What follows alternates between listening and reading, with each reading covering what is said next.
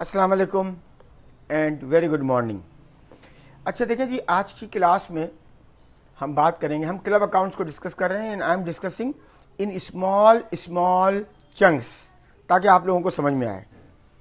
تو سب سے پہلے آج میں جو ڈسکس کروں گا وہ میں ڈسکس کروں گا ڈونیشن کا کیا ٹریٹمنٹ ہوتا ہے کلب اکاؤنٹس میں. دیکھیے، اگر کسی کلب کو ڈونیشن ملتا ہے اس لیے کہ کوئی اسپیسیفک ریزن وہ اس کے ساتھ اٹیچ کر دیتے ہیں، یعنی کہ وہ اسپیسیفک پرپز، مجھے کہنا چاہیے پرپز اٹیچ کر دیتے ہیں اور وہ کہتے ہیں کہ یہ ڈونیشن ہم آپ کو اس مقصد کے لیے دے رہے ہیں.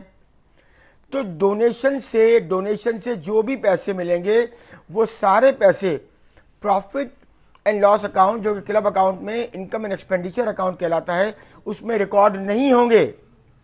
وہ ریکارڈ ہوں گے بیلنس شیٹ میں as a reserve. So donation as a reserve record ہوگا بیلنس شیٹ میں. وہاں پر کیپٹل نہیں ہوتا کلب اکاؤنٹس کی بیلنس شیٹ میں، وہاں ہوتا ہے ایکیومولیٹڈ فنڈ. سو ایکیومولیٹڈ فنڈ کے ساتھ فائنینس بائی سیکشن میں ڈونیشن کا جو بھی اماؤنٹ ہوگا، جو مجھے ایز اے کلب موصول ہوا، وصول ہوا، ریسیو ہوا، اس ڈونیشن کی اماؤنٹ کو ہم وہاں لکھ دیں گے.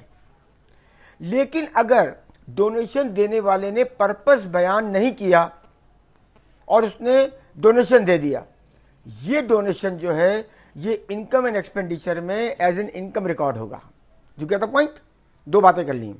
نمبر 1، ڈونیشن کا اگر پرپس پتا ہے، کس پرپس سے ڈونیشن دیا ہے، تو کلب اکاؤنٹس کی بیلنس شیٹ میں ریکارڈ ہوگا ایکیومولیٹڈ فنڈ سے پہلے فائنینس بائی سیکشن میں. لیکن اگر ڈونیشن کی سچویشن یہ ہے کہ ڈونیشن دینے والے نے کلب کو یہ نہیں بتایا کہ ڈونیشن ہم کیوں دے رہے ہیں، تو اس کا مطلب وہ انکم اینڈ ایکسپینڈیچر میں ریکارڈ ہوگا.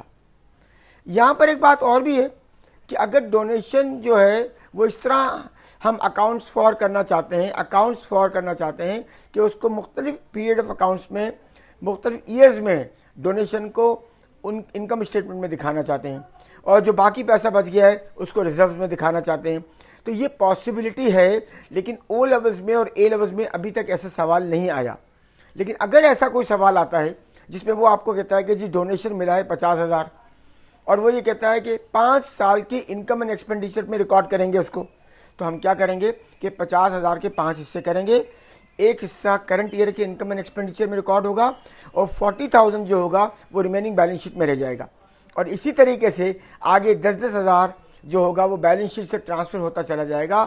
یہ ہوگا due to prudence concept. I hope so that you understand. So thank you very much. I wish you best of luck. Thank you. السلام علیکم. پاکستان زندہ باد.